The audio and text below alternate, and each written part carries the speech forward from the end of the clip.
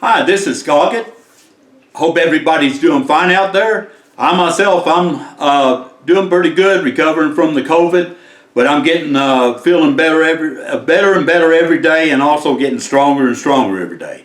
So hopefully I got through this COVID and it's gone. I tell you what, it was something else. Decided what I'd do today is I'd do a story time with Skoggit, and today's story is called Publishers Clearinghouse Giveaway. I'll go ahead and get to the story. It's like 1985 or 86.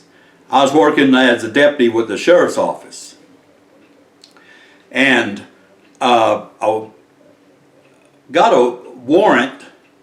Went through the warrants and got a warrant, a misdemeanor warrant, and on the misdemeanor warrants, one deputy could go serve them.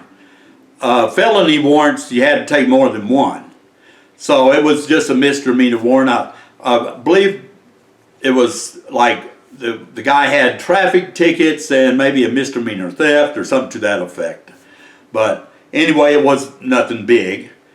And the way the warrant system was set up, which was pretty cool, you'd have the warrant itself, but you'd also have a copy of the mugshots. So you'd have the profile picture and the side views and everything. So when you went to arrest the person, then you'd have a picture on how the person looked to make sure you was picking up the right man. So anyway, I go to the location of the house where the person was living, and pulled up in my 1986 Caprice Classic. It had a gold star badge on each side. The top light bar had one blue light on one side, one red light on the other, and the siren right in the middle. And that's why our patrol cars looked back then. Just looked really cool. And so I get out and go up to the house and knock on the door. And a gentleman answers the door. And I said, I'm looking for this gentleman. Is he here? And I could tell from like the mugshot that the person which answered the door was a person what had the warrant. And he says, "Oh no, he's not here. He's not here." He said, "That's my cousin." I said, "So this is your cousin, and it's not you. Are you sure about that?"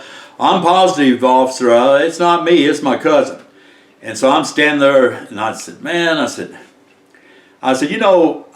"This guy's going to really miss out." And he said, "Miss out? What do you mean?" And I told him, I said, "This lucky guy has won $1 million in the Publishers Clearinghouse giveaway." And he just looked at me and didn't say nothing. Had this kind of like surprised look on his face. He says, "You mean $1 million in the Publishers Clearinghouse giveaway?" I said, "That is correct." I said, I got the paperwork, and they wanted me to deliver it so it got to the right person. And he's let out a big old hoop and holler and was jumping up and down saying, "I won $1 million. I'm rich. I won $1 million." I said, "How can you win the $1 million?" I said, "You didn't win the $1 million. Your cousin did." "Oh, no, that's me. And I said, "Well," I said, "you got any ID? You got a driver's license, ID card or something so I can verify that?"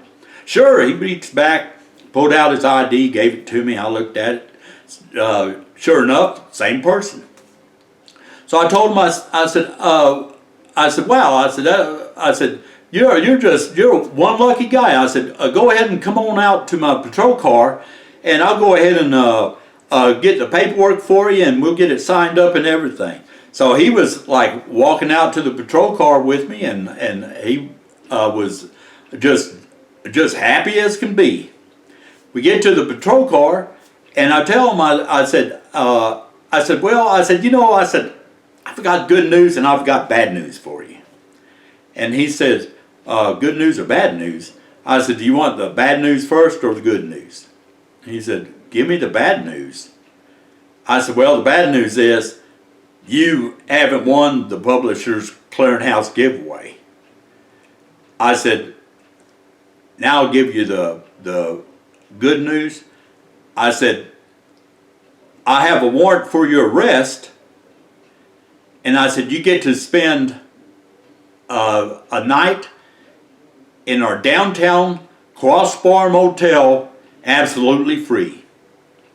And he says, oh man. And I said, go ahead and put your hands on the car for me. And I went ahead and searched them for weapons and put the cuffs on them, put them in the back, and got in the car, and we were driving to the jailhouse. And on the way, he just was sitting back there, and he was just laughing. He just started laughing, and he told me, he said, you know, he says, that was a really slick thing you pulled there. He said, man, he says, that has got to be one of the coolest, slickest things there ever was. He says, to con somebody, and he says, I tell you what, he said, you're good at it. And he was just laughing and everything, and